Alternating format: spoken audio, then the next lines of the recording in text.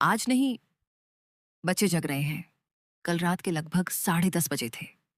पूरा घर शांत था, लेकिन बच्चों के कमरे से अभी भी खिलखिलाने की आवाजें आ रही थीं। पूजा रसोई में बर्तन समेट रही थी। पूरे दिन की भागदौड़ के बाद उसके पैरों में दर्द हो रहा था। तभी उसके पति राजेश कमरे से बाहर आए और मुस्कुराते हुए बोले, पूजा जल्दी आओ, तुम्हारा इंतजार कर रहा हूं। पूजा ने मुस्कुराकर कहा, बस 5 मिनट, ये आखिरी बर्तन रख दूं। राजेश वापस कमरे में चले गए।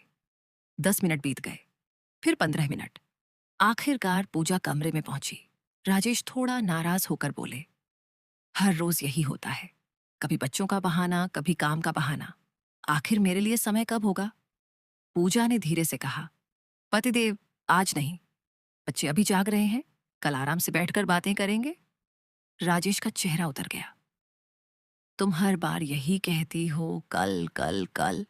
क्या मैं तुम्हारी जिंदगी में सबसे आखिर में आता हूं? पूजा की आंखें भर आईं। वह बोली, ऐसी बात नहीं है, लेकिन अभी अगर बच्चे उठ गए तो पूरी रात जागेंगे।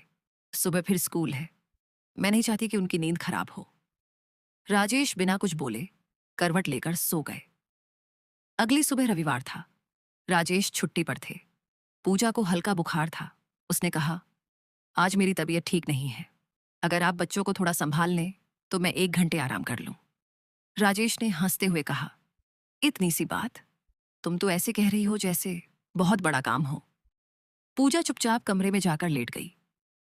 कुछ ही देर बाद असली परीक्षा शुरू हो गई। बेटा बोला, पापा मुझे दूध चाहिए। छोटी बेटी रोने लगी, मुझे मम्मी चाहिए। उधर गैस पर दूध उबलकर बाहर आ गया। डोरबेल बजने लगी। दूध वाला पैसे मांग रहा था। मोबाइल पर ऑफिस से कॉल आ गई। तभी बेटी ने जूस का गिलास फर्श पर गिरा दिया। राजेश एक साथ 4 काम करने लगे। उनके माथे पर पसीना आ गया। दोपहर तक उनकी हालत खराब हो चुकी थी। शाम को पूजा की तबीयत थोड़ी ठीक हुई। वह बाहर आई तो देखा, राजेश सोफे पर बैठे थे। बच्चे इधर उधर खिलौने फैला चुके थे। रसोई बिखरी हुई थी। राजेश ने मुस्कुराने की कोशिश की और बोले, आज समझ आया कि तुम पूरे दिन क्या क्या करती हो। पूजा चुप रही। राजेश ने आगे कहा, कल रात मुझे लगा था कि तुम मुझे टाल रही हो, लेकिन आज समझ आया, तुम मुझे नहीं, पूरे परिवार को संभाल रही थी। पूजा की आंखों से आंसू निकल पड़े।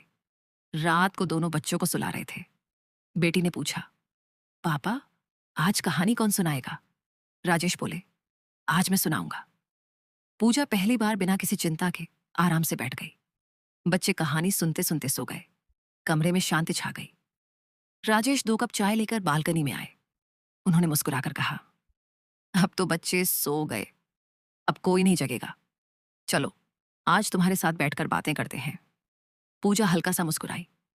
देखा, मैं आपको मना नहीं करती थी, बस सही समय का इंतजार करती थी। राजेश ने उसका हाथ पकड़ लिया।